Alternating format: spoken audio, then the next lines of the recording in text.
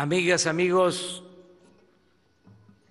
de Yucatán, me da mucho gusto estar de nuevo en Mérida con ustedes en esta tierra de tanta historia y de tanta cultura. Y aquí en Yucatán estamos iniciando un nuevo programa en el marco de la cuarta transformación de la vida pública del país. Estamos iniciando un sistema nacional de salud para el bienestar de los mexicanos. Lo estamos haciendo en un acuerdo con los gobernadores del sur y del sureste de México. Estamos iniciando en la región más abandonada del país, que vive y padece la paradoja, la contradicción de ser la región con más recursos naturales, con más riquezas, y al mismo tiempo la región con más pobreza en México. Quiero agradecer la colaboración, el apoyo, el respaldo de los gobernadores del sur-sureste, del gobernador de Guerrero, del gobernador de Oaxaca, gobernador de Guerrero, Héctor Astudillo Flores, del gobernador de Oaxaca, Alejandro Murat Hinojosa, del gobernador de Chiapas, Rutilio Escandón Cadenas, del gobernador de Veracruz, Cuitláhuac García Jiménez, del gobernador de Campeche, Alejandro Moreno Cárdenas, del gobernador de Quintana Roo, Carlos Joaquín González, del gobernador de Tabasco, Arturo Núñez Jiménez, del gobernador electo de Tabasco, Adán Augusto López Hernández. Agradecerles porque se está iniciando este proceso para unirnos y mejorar el sistema público de salud en el sur-sureste primero y luego en todo el país.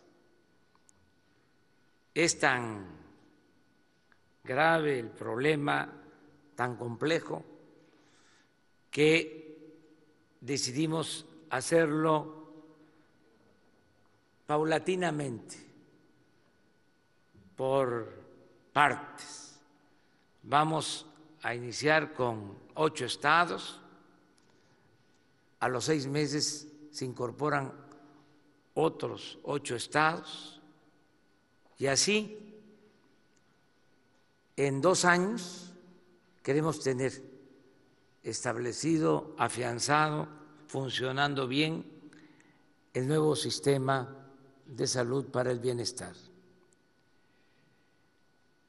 ¿En qué consiste este plan de salud?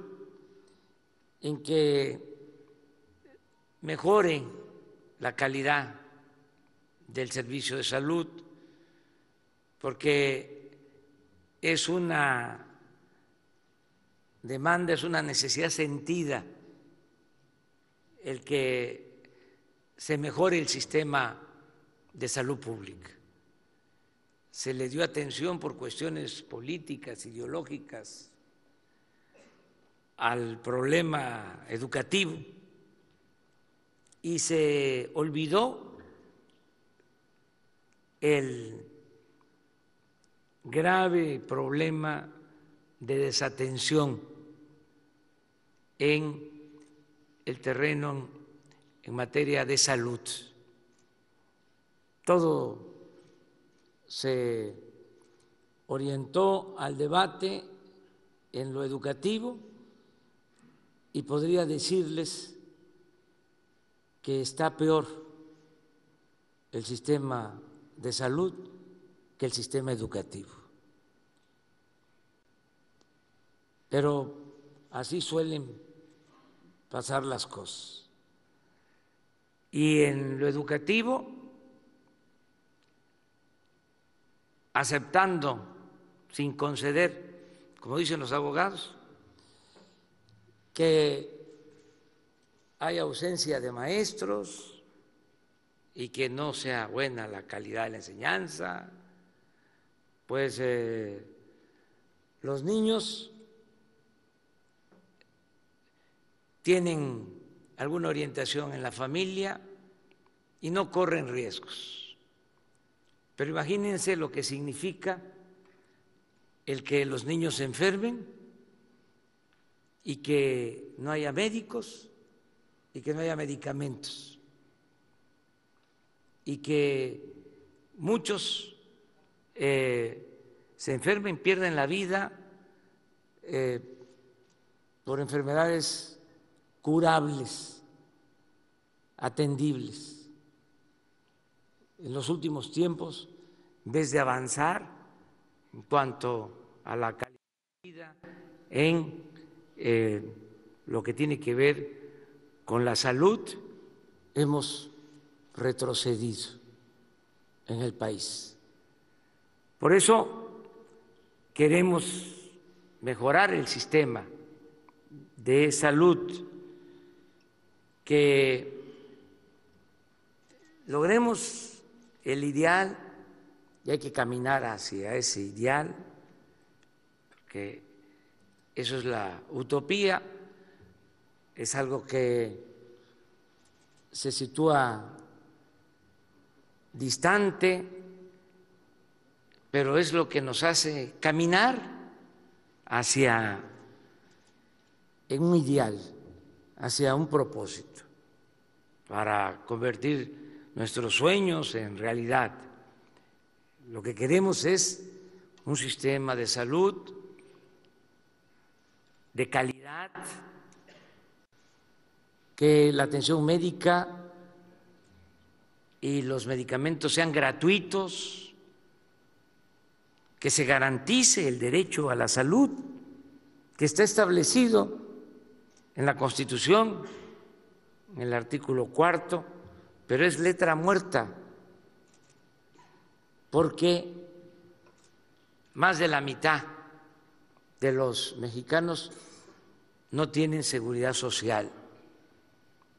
Entonces queremos que se convierta en realidad el derecho a la salud, tener un sistema de salud como en Dinamarca, como en los países nórdicos, como en Canadá,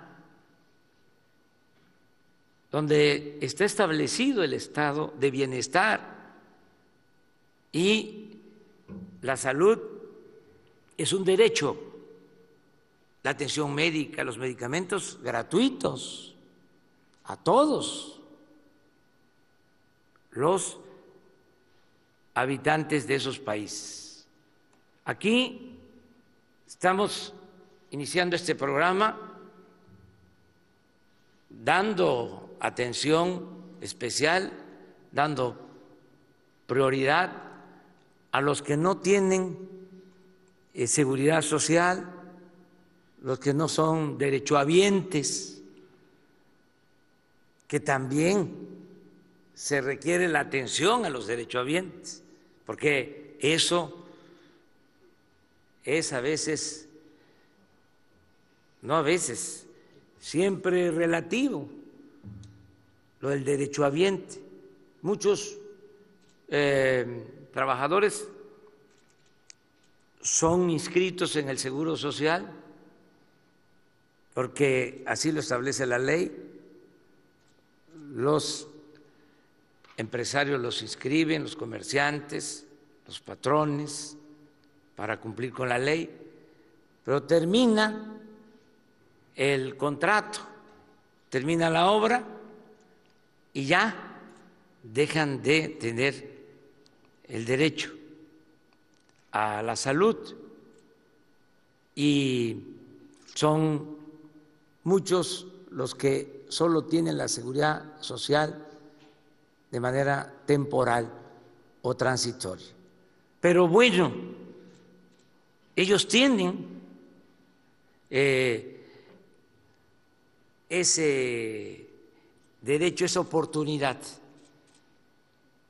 Yo comentaba hace algunos días que en una gira por la sierra de Chihuahua me decía un empresario minero que era muy importante dar posibilidades de trabajo, de ocupación a los jóvenes para enfrentar el problema de la inseguridad, de la violencia, del narcotráfico, y que ellos en sus minas a veces recibían a jóvenes que estaban enrolados en la delincuencia organizada, en el narcotráfico, porque los jóvenes llegaban a la conclusión de que si se inscribían para trabajar en la mina, iban a tener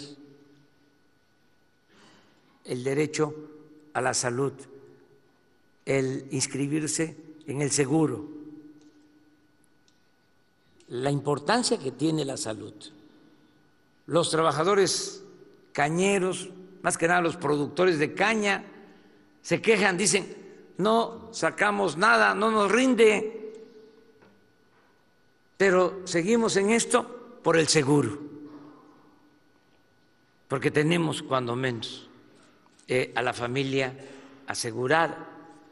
Entonces, existe esa posibilidad con los asegurados, pero más de la mitad de la población no tiene ningún seguro, no tiene seguridad social. Entonces, para ellos es este programa, es para todos, pero el énfasis es atender a los que no tienen seguridad social, a los más pobres, que podamos rescatar el sistema de salud pública en todos sus niveles, desde la atención de primer nivel, que es básica, los centros de salud, las unidades médicas del seguro, que se tenga un primer nivel de atención a la salud de primera, que haya médicos en las unidades de salud, que haya medicamentos. Lo que aquí Mauricio mencionó es cierto. Una queja constante es que no hay medicinas en los centros de salud, en los hospitales, que no hay equipo, que hace falta que se tenga una buena atención en el primer nivel de atención médica. Y lo mismo en el hospitalario, en el primer nivel de atención a la salud. Ahí el propósito es integrar los centros de salud que están administrados por los gobiernos estatales con las unidades médicas del seguro, esto lo podemos lograr, que tengamos esta integración.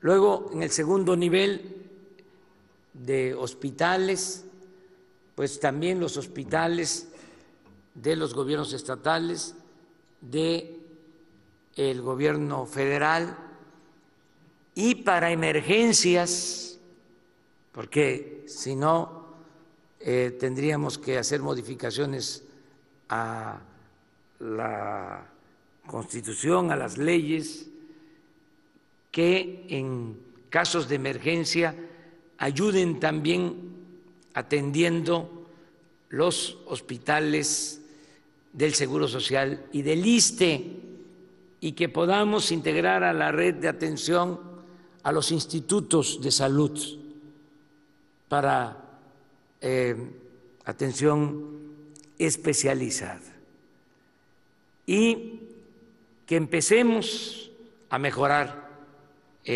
los servicios, y que empecemos aquí en el sur-sureste con la atención médica y los medicamentos gratuitos, y que se borre la palabra de el llamado cuadro básico de medicamentos. Es derecho a la salud, derecho a todos los medicamentos, no al cuadro básico solamente. Les comento, hace 3 días nos reunimos y se tomó la decisión, vamos a la atención médica, a los medicamentos gratuitos, y alguien dijo, es que debemos de acotar que sea solo el cuadro básico, y se argumentó de que había medicinas que costaban muchísimo, que no estaban en el cuadro básico, y que además el cuadro básico no era tan básico, que era un número importante de medicamentos. Eso antier, aquí como le consta a Germán, y en la reunión que tuvimos, y a Jorge Alcocer, a los que estamos viendo esto. Y ayer me llega un reporte de un actor importantísimo que ha trabajado toda su vida en la industria del cine, un actor de primer orden que tiene cáncer, y su esposa manda el recado de que está siendo atendido en el Instituto de Nutrición, no en cualquier hospital, y que ahí en el Instituto de Nutrición le recetan una medicina que no está en el cuadro básico, pero que cuesta muchísimo, y que cómo le van a hacer o cómo les ayudamos. Subrayo el Instituto de Nutrición porque es de los mejores institutos, los mejores centros de salud. O sea, si le están recomendando un medicamento que no está en el cuadro básico, lo están haciendo porque lo necesita, porque es necesario, ¿sí?, el medicamento. Entonces, sí, cuesta el medicamento, pero este es un asunto que tenemos que resolver entre todos. ¿Qué? Entonces, no vamos a tener medicamentos para estos casos. ¿Qué va a pasar con los pacientes que necesiten este tipo de medicamentos? Como cuestan mucho, entonces no vamos a proporcionarlos, o nos metemos a la racionalidad y a la ciencia pura de decir, ¿y para qué? ¿Por qué invertir en eso tanto? Mejor invertimos en la prevención, mejor invertimos en que los que padecen de desnutrición tengan alimentos y así no se enfermen. Es todo un tema, como el tema de desahuciar cuando se llega a una realidad triste de que no hay opciones, no hay alternativas. No es decir, a ver, ya, llévense al paciente a su casa. ¿Por qué no implementamos algo para el bien morir? ¿Por qué no? La asistencia, todo eso no está considerado en la atención a la salud. Entonces, son cuestiones muy importantes que tenemos que resolver entre todos. Lo que acabamos de firmar ahora, les aclaro, es un acuerdo general, es la intención de trabajar juntos y de ponernos de acuerdo para sumar recursos, voluntades, esfuerzos y luego, pero pronto, muy pronto, llegar ya a los detalles de cómo sería la integración. Lo que nosotros estamos proponiendo es federalizar todo el sistema de salud. Es decir, que sea una sola instancia, el gobierno de la República, el que se encargue de la atención médica del sistema de salud, que no esté fraccionado como ahora, porque existe el seguro, el ISSSTE, pero además la Secretaría de Salud del Gobierno Federal y los sistemas de salud de los estados. Entonces, ¿por qué no nos integramos? ¿Por qué no nos unimos para dar un mejor servicio? Y repito, hay muy buena disposición de los gobernadores, porque si no estuviesen ellos de acuerdo, no lo podríamos hacer. Desde luego, si se reforma la Constitución, si se reforman las leyes, se podría federalizar el sistema de salud, pero eso es hacer las cosas a la fuerza y no queremos que sea de esa manera, nunca lo vamos a hacer de esa forma. Afortunadamente los gobernadores son muy sensibles a este tema, porque ellos pues lo están sintiendo, ellos están recogiendo los sentimientos de la gente y hay el acuerdo de que se unifique todo el sistema de salud. Si logramos esto, va a ser extraordinario. Mauricio decía que no es fácil, tiene toda la razón, es un asunto complejo, porque tenemos que contar con el apoyo también de los trabajadores del sector salud. Necesitamos contar con el apoyo de médicos, de enfermeras, de todos los trabajadores del sector salud, porque va a implicar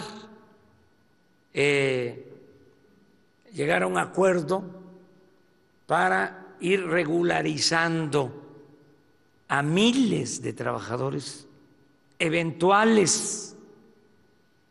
Hay trabajadores de la salud que llevan 20 años trabajando por contrato, por honorarios. Entonces necesitamos ya enfrentar esta irregularidad. Estamos hablando de alrededor de 80,000 trabajadores. Claro, no lo podríamos hacer de la noche a la mañana, pero en el acuerdo definitivo hay que establecer el compromiso de que de manera paulatina tenemos que ir basificando a los trabajadores de la salud y tenemos también que ir homologando los servicios o mejor dicho, las prestaciones de los trabajadores, porque por un lado tienen un sueldo los que trabajan en el gobierno federal, otro sueldo, aunque lleven a cabo la misma tarea, la misma labor, los trabajadores del Estado. Entonces, tenemos que ponernos de acuerdo, pero vale la pena el que se convoque a todos y que logremos al final tener un sistema de salud integrado, de calidad y gratuito, que se garantice de verdad en los hechos el derecho a la salud. Esto sería algo extraordinario, el que logremos hacer realidad el derecho a la salud. Y hay condiciones inmejorables porque hay la voluntad política, la gente lo pide. Acaba de haber una consulta sobre los programas prioritarios que vamos a llevar a la práctica. Se le preguntó a la gente sobre 10 programas prioritarios: el Tren Maya, la refinería de Dos Bocas, el proyecto del Istmo, el apoyo a personas con discapacidad, el aumento de la pensión para los adultos mayores al doble. Y saben, de los 10 programas, el que sacó más votación, el más aceptado, fue el de la atención médica y de medicamentos gratuitos. Le ganó al programa de apoyo a adultos mayores, que llevas 20 años siendo el programa mejor evaluado del gobierno por la sociedad. Entonces, la gente quiere que se resuelva esto, que garanticemos el derecho a la salud. Y me da mucho gusto que iniciemos aquí en Yucatán este plan.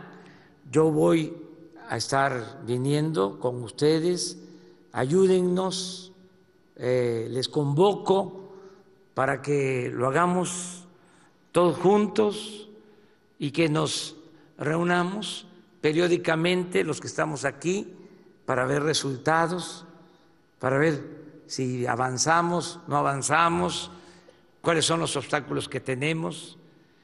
Hay también como ventaja ahora que se van a destinar alrededor de 22,000 millones de pesos adicionales para los 8 estados, para este programa. Entonces, esto tiene que significar una mejora sustancial en todo el sistema de salud. Es un fondo que existe para la salud de alrededor de 90,000 millones como existe un fondo para el petróleo, no hemos utilizado el fondo del petróleo, vamos a invertir para extraer más petróleo porque hace falta, es urgente, se nos está cayendo la producción petrolera, pero lo vamos a hacer con recursos que se están liberando del plan de austeridad republicano. Pero en el caso de la salud sí vamos a utilizar este fondo y lo que proporcionalmente le corresponde a los 8 estados es del orden de 25,000 millones adicionales a lo que va a tener de presupuesto para salud el gobierno de Yucatán o los gobiernos de los 8 estados, adicional a lo que va a tener de presupuesto la Secretaría de Salud del gobierno federal, adicional a lo que va a tener de presupuesto el Seguro Social, el ISSSTE, de 22,000 a 25,000 millones adicionales, para que este plan dé resultados y se garantice la atención médica y los medicamentos gratuitos. Por eso nos dio mucho gusto estar aquí, anunciar este plan aquí en Yucatán y reitero, ayúdennos, les convoco a que lo hagamos juntos para que mejore todo el sistema de salud pública en nuestro país. Muchísimas gracias de todo corazón.